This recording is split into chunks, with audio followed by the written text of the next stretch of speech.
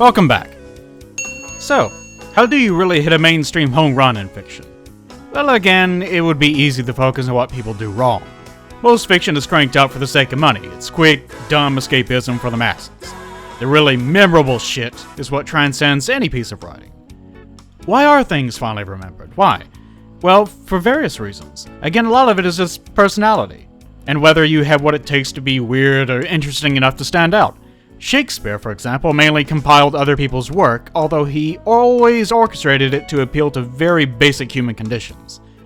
In modern times, you could make the argument that he's famous for being famous, as the dialogue is obviously meant for a different era.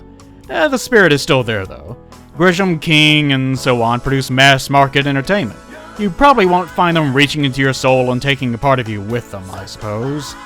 More highly respected authors, directors, and artists tend to be more experimental and are respected for their technical expertise. The Road, for example, wasn't a particularly unique book in its subject matter or in its plot.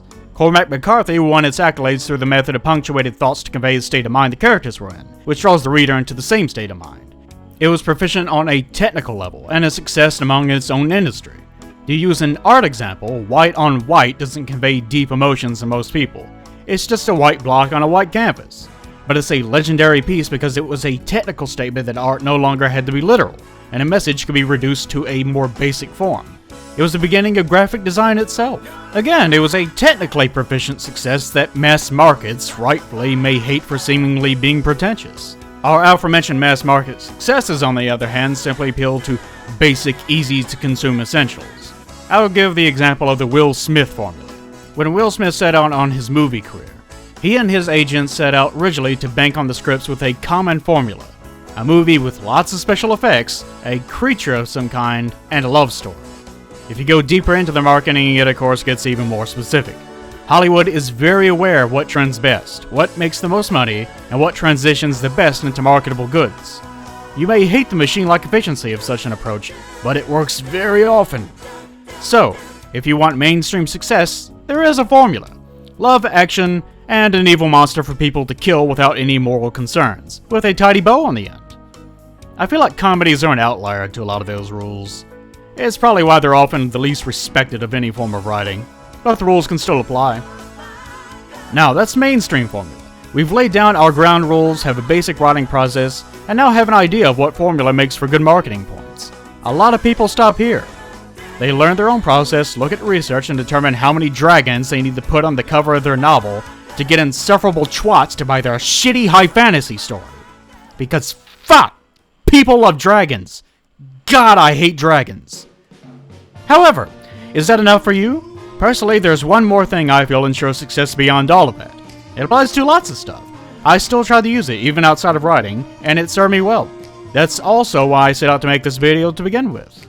But first, for clarity, I'll say that I'm personally not a big comedy person when it comes to my writing. I know, surprising, right? Most of what I write is deeply depressing, and amounts to me trying to make you feel bad about things. I love it. People that have read excerpts from my own style usually describe it as being emotional, visual, and unsettling. Kind of odd, considering my personality. Oh wait, no, that's not surprising at all.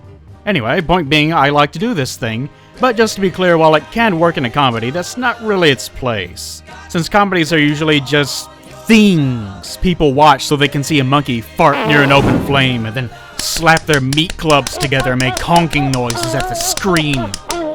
Anyway, the thing that I like to do, most of all, is something I will call audience transference. Because I searched for a few hours and I couldn't find any terms that really fit it. Think for a moment about what movies make you cry, what books you can read over and over, or even silly things that make you sad or nostalgic for seemingly no reason. This is a form of transference on the part of the audience. People take things that are deeply personal to them, and begin to insert that narrative onto whatever it is that they're reading or watching. Maybe you're reading about an old man, and it reminds you of poor old grandpa, who died last year. And then you read about a hooker, and it makes you think about that hooker that Grandpa got the death penalty for after suffocating her with a sock. It brings up a lot of questionable emotions, and it's not something the author planned. She didn't know your grandpa. No matter how many states he drove that unmarked van through, it just happens. Some things that I do are completely retarded. all my things are completely retarded, but affect people on a deeply personal level, or so they say, because they're transposing their own experiences across something I said or did in a video. And it had nothing specific to do with what they're describing. It just sort of happens. Now, this is great, but we can encourage our audience to do this on their own. I feel that this is the most effective means of achieving success in writing. I don't think of it as being manipulative, since ultimately that's the point of writing. You're reaching them and giving them an experience at the same time, after all. People read to escape or to feel or to learn. Or for reasons that shame us all. There are two components to encouraging this audience transference. The first is enabling vicarious content. You can do this by humanizing your characters. This is usually the core to any good story. People may get misty-eyed over the Lord of the Rings films, but not so much the books. In fact, they weren't even popular until politics drove them to the forefront of the anti-war movements in the 1960s. This is because Tolkien was a historian and wrote that way. Dry, awkwardly paced narrative that was often devoid of human interest. As a result, the books can get really fucking boring, especially since they don't focus on what the characters' motivations or feelings are, but more on what events are happening and their context in the setting story. Or just some dumb fucking elven song the little dumbasses are singing that no one gives a shit about. Just skip past it, it's not important. The original Star Wars trilogy is revered, but it had a terribly dull and stupid premise if you think about it. An evil empire is oppressing rebels, who traffic blueprints for a superweapon called the Death Star. Ever think about that? The Death Star? What military would name something like it? Anyway, eventually they blow it up. The movies had no real major content as far as the story went. The original movie was saved in the editing room and by all rights should have failed terribly. But the real value was its escapism, technical expertise for the time, and perhaps most importantly, its characters.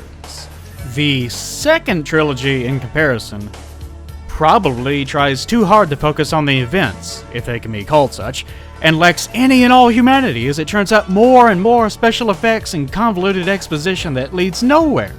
Good characters can support basically anything, no matter how bad it is, or how good, while a good setting doesn't really amount to jack shit if you can't make any use out of it. Now, I bring up those examples to say this.